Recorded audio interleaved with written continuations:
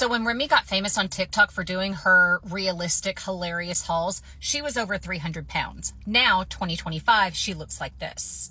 Are people mad about her weight loss? Maybe. Are people also mad because when she was bigger, she was doing these realistic try-on hauls, which were absolutely hilarious? So go lock in. Don't be fat, because even your favorite fat influencer doesn't want to be fat. What's up, guys? It's your girl Rivah, and I'm back again with another video. So in this video, we're going to talk about this plus size model who actually ended up losing weight, very similar to like the Lizzo situation, except for this woman lost a lot of weight and has faced a lot of backlash all over social media because of it. So I'm going to go ahead and press play, pause, play, give you guys my thoughts, my feelings, my opinions on this entire situation. For those of you with a job who don't understand why everyone's so mad at Remy Bader, let me break it down for you very easily. So when Remy got famous on TikTok for doing her realistic, hilarious hauls, she was over 300 pounds. Now, 2025, she looks like this. Are people mad about her weight loss? Maybe, but let me tell you why they're mad. Now, an interview recently came out where she admitted that she had weight loss surgery and that's how she lost the weight. Once again, that's not why people are mad. This is a TikTok that she posted on January 4th, 2025. In this video, she's going to show you the meal she's about to eat, and it's extremely misleading. She's showing off the meal, eating fries, showing the brownie she's going to eat at the end, which she never does, eating a chicken sandwich, she only takes 2 or 3 bites, covering her mac and cheese in sauce, and once again, only taking a few bites. So if you've had weight loss surgery or you know someone who has, you know they can't eat all of that. So the few bites that she took is probably all she could have eaten, and she might have even gotten sick after that. So yes, people are pissed because they were led to believe she was eating like that while losing weight. Are people also mad because when she was bigger, she was doing these realistic try-on hauls, which were absolutely hilarious? Probably. But now people are coming out saying that they were asking her how she was losing the weight throughout this journey, and she would either block them or delete the comments. So she never really shared how she was losing the weight, but now that she has, people feel bamboozled. So before I even go into the next video of, somebody else giving their take on it, I have to say this, right? Whose business is it? Like, who cares? Who cares how she lost the weight? The girl looked good. Okay, I don't care what nobody have to say about it. I don't care what nobody else's opinions are. The girl looks good. She looks good. She looks healthy. She looks like she's happy to be in the skin that she's in. Like, she looks, confident, all of the above. And I call cap on a lot of the things that the woman was saying about why people are mad. I thought it was interesting that the woman said that, when she was bigger, she did realistic try-on hauls. People also mad because when she was bigger, she was doing these realistic try-on hauls, which were absolutely hilarious. So because she lost weight, now her try-on hauls are not going to be realistic. Can we have the conversation of the fact that it should not be realistic if you feel like majority of the female population is overweight to the point that they are borderline obese? Why is that considered normal? That's not normal. That's actually super unhealthy and toxic, right? It's a toxic way of thinking.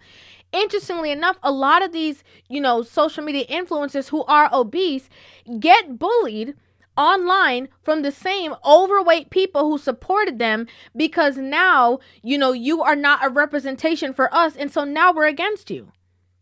That don't make no sense. It's the same thing when it comes to the feminists, right? They're all for women choosing what they want to do. They're all for supporting other women. But unless a woman says, I want to, be submissive to my husband and I want to be a wife and mother to my husband, mother to my kids with my husband, and I want him to be the leader. As soon as a woman says that in a feminist group, even if she's a feminist herself, they kick her out. They're like, no, girl, you don't belong with us. You need to go over there by yourself because we not with it. This is crazy. This woman did the best thing for her own health.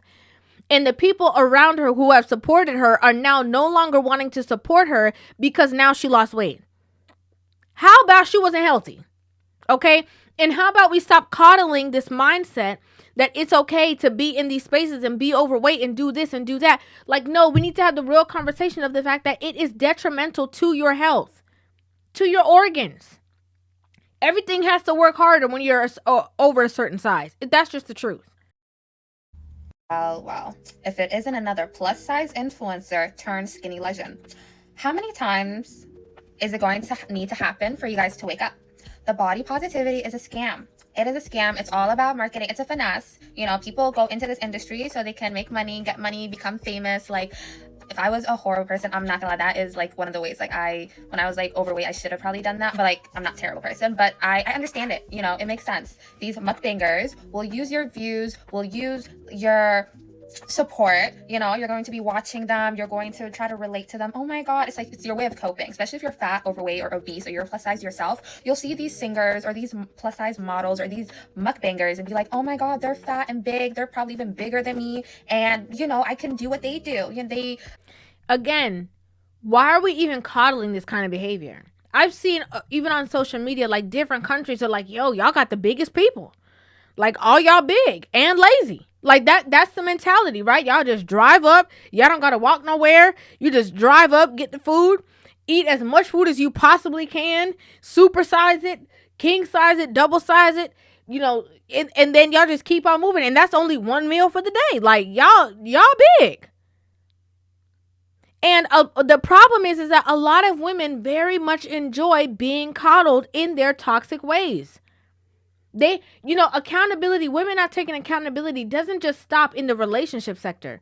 It stops in, you know, it goes further. It goes into them being overweight, you know, them thinking that, you know, they can be as big as they want, do whatever they want. And if you say anything, you're shaming, and that's not nice, and that's not okay, and that's not right. And, you know, you shouldn't be doing that. It's delusional. It's very delusional. they're, you know, romanticizing eating 10,000 calories a day. I do it too. You know, like, this is inspiring.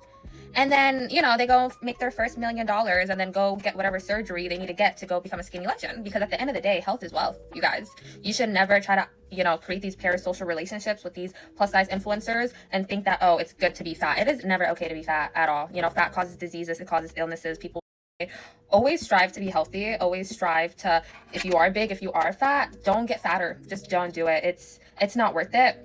And in this society, everybody wants to be skinny now. Like, everyone wants to be skinny, right? But it's not even just about everybody wants to be skinny, right? Because I think that there's a limit and there's a boundary. It's not that everybody wants to be the slimmest person in the room and everybody wants to fit into the mold of, you know, the standards of society and what looks good and, you know, to be a magazine cover model. I just think that everybody needs to be the healthiest version of themselves. And that doesn't always mean that you're going to weigh 100 pounds, 120 pounds, 130 pounds. It does not always mean that. But prioritizing your gut health, making sure that you are staying active, making sure that your heart, you know, is you know, getting you're raising your heart rate, you know, a couple of times a week so that your body can identify and know how to move through stress is very important. It does not mean that you need to be a size 2 or try to be a 00. I don't agree with that. Right? I just think being the healthiest version of yourself and whatever that means, making sure that you're eating enough fiber, right? Fiber is extremely vitally important. Again, that's connected to your gut health. A lot of people don't even realize that. They say that your brain, your second brain, is in your stomach, right? The happy hormones and all that is connected through your digestive system. So it's very important and vital that people are prioritizing that and not, you know, piling all these extra additives, foods, seed oils, you know, processed foods, sodium, all this stuff into your diet. Is just not going to give you the healthiest outcome. So again, I know what she's saying about everybody, you know, wants to be skinny and that it's a trend. I get that, but everybody just needs to work towards being the healthiest version of themselves, not letting these people outside, you know, cook for you every single day. Maybe you can prioritize, well, you know, like a couple of times a week, but not every meal is from somebody else. Maybe you need to, you know, work on, you know, preparing the things for you so that you can see what's in it. Whether they tell you straight up or they go and do it behind your back, like, this is them locking in.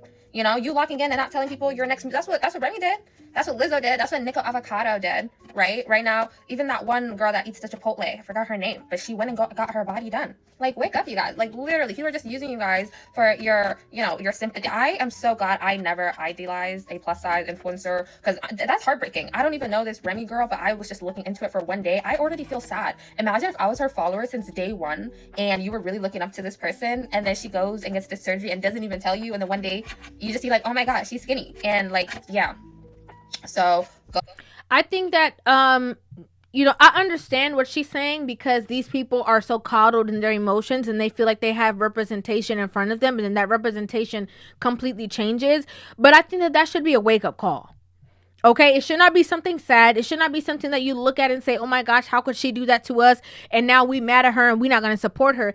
It should be a wake-up call, right? That maybe I do need to focus on myself and my health as she did, right? And what's so interesting is that they will follow you if you're doing all the wrong things.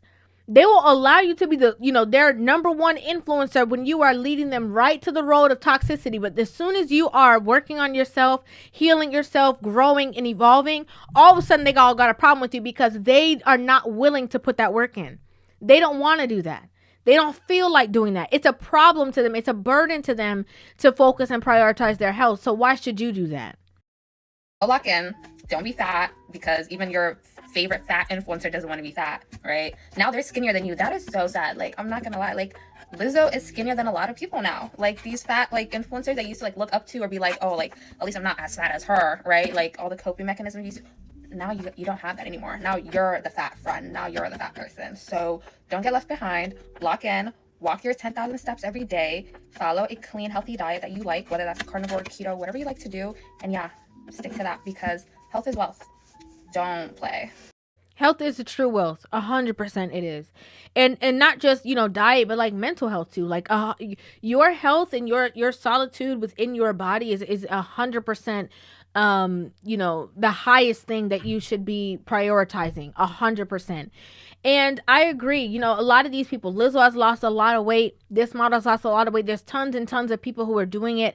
And the thing about it is that I would respect those women who are losing the weight even more if they went on the same campaigns and was telling people like, hey, y'all need to lose weight. Hey girl, I was comfortable in that size, and then I realized that I was having all these issues, and I was like, no, like, I can't, you know, deal with all these issues. I need to heal myself. And so that's the journey that we're on, and you guys should be on it too. 100%. You know, when she was talking about how the girl was eating, like, you know, Chick-fil-A, whatever the case was, and then she was acting like that's how she'd been eating the whole time. She's showing off the meal, eating fries, showing the brownie she's going to eat at the end, which she never does. Eating a chicken sandwich, she only takes 2 or 3 bites. Maybe she did have a couple days that she did eat that, but obviously, based on what we saw, that is not what she's been eating every day. Okay, because she wouldn't have lost not 1 ounce. Not even an ounce, okay? Not a pound. She would not have lost even an ounce if she was, you know, eating like that on a consistent basis. And I think that a lot of women keep getting their feelings hurt, right? When they watch these people telling them, oh, prioritize the bag and you don't need no man, they get their feelings hurt. Oh, you know, go to school and get the education, be the rich man. You know, you don't gotta, these hypergamous, these high value men don't want to be with you, and you're trying to be hypergamous, then just become the man that you can't get. They get their heart broken. You know, eat whatever you want to eat. You know, we can't call you fat or big. That's fat shaming. And so we're going to coddle you and we all going to be big together. Get their heart broken. Like 100%. So it's times like this where I say the same things I always say. It's more vital for these women to pay attention to the women who are telling you what you don't want to hear and it don't feel good, because at least you know they are being honest with you. Coddling somebody is not love. Telling somebody what they want to hear, that's not love. Being honest with you, regardless of how that's going to make you feel, that's true love. I'd like to know what you guys think about this in the comment section down below. I'd love to hear your thoughts on this entire situation. Make sure you guys hit that subscribe button and give this video a thumbs up. And I will see you guys in the next one. Love you.